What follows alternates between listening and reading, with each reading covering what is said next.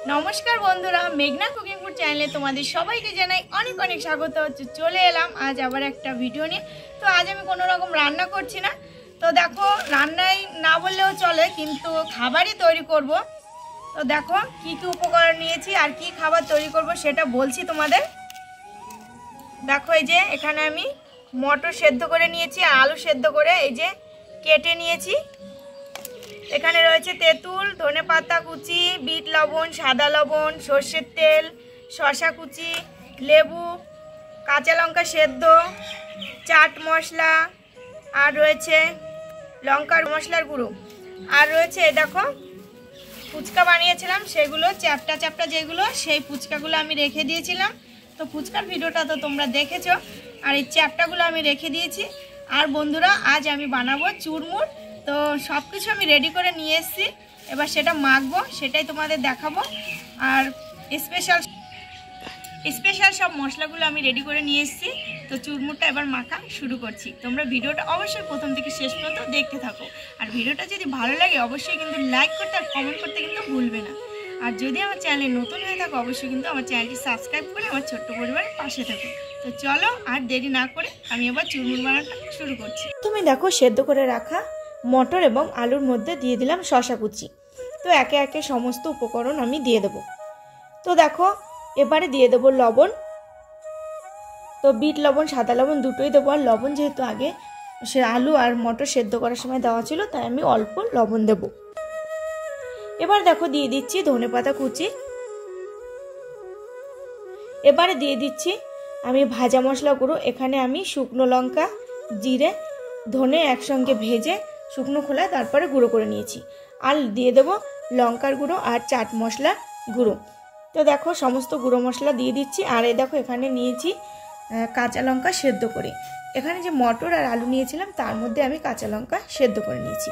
তো এখানে আমি শুকনো লঙ্কা দিচ্ছি না, শুকনো লঙ্কা খেলে আবার পেট ব্যথা হয়, তো তার জন্য আমি কাঁচা লঙ্কাটা সেদ্ধ করে নিয়ে দিচ্ছি। এবার দেখো সমস্ত গুঁড়ো মশলা দিয়ে দিলাম। এবারে দিয়ে দিচ্ছি আমি লেবুর রস। আর এই রেসিপিটা বন্ধুরা এতটাই ভালো হয় খেতে যে এখনই মনে হচ্ছে যেন আমার জিভে জল চলে এলো। একদম দোকানের থেকেও ভালো তৈরি হয় বাড়িতে বানালে। তো দেখো সমস্ত লেবুর রস আমি দিয়ে দিলাম। আর দিয়ে দিচ্ছি সামান্য একটুখানি সর্ষের তেল। সর্ষের তেলটা দিলে কি হয় যে স্বাদটা একটু বেশি ভালো হয় খেতে, তার জন্য আমি একটু সর্ষের তেল দিয়ে দিলাম। আর এখানে তোমরা টক নাও দিতে পারো তেঁতুলের টকটা, কিন্তু তেঁতুলের টক দিলে আমরা আবার খুব ভালো লাগে আমাদের কাছে খেতে। তো তেঁতুলটা দেখো সামান্য একটু জলে গুলে নিয়ে আমি তেঁতুলটা দিয়ে দেবো। এই দেখো তেঁতুলের কাঁধটা আমি বের করে নিয়েছি। তো এবারে আমি দিয়ে দেবো তেঁতুলের কাঁধ। আর এখনই বন্ধুরা আমার জিভে জল চলে এলো, দেখে তেঁতুল দেখেই জিভে জল চলে এলো। তো যাই হোক এবার সব মশলাপাতি দেয়া হয়ে গেছে চুরমুরে। তো এবার খুব ভালো করে দেখো হালকা হাতে মেখে নিচ্ছি।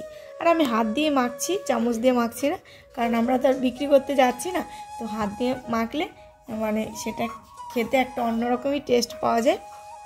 তো এবারে দেখো আমি দিয়ে দেবো চুরমুরগুলো, যে ফুচকা চ্যাপটা ফুচকা আছে সেগুলো দিয়ে দেবো। আগে দেইনি, কারণ আগে দিলে একসঙ্গে মানে মাখালে তাহলে চুরমুরগুলো একদম নেতিয়ে যাবে, তাই আমি শেষের দিকে চুরমুরগুলো দিয়ে দিচ্ছি। আর দেখো প্রায় এক সপ্তাহ হয়েছে আমি ফুচকাগুলো বানিয়েছি, এখনও খুব সুন্দর করকরা রয়েছে। তো দেখো আমার চুরমুরটা মাখা হয়ে গেছে। এবার বন্ধুরা আমি একটু টেস্ট করে দেখবো যে চুরমুরটা কেমন হয়েছে। দেখো আমি একটু বাটির মধ্যে অল্প করে তুলে নিলাম।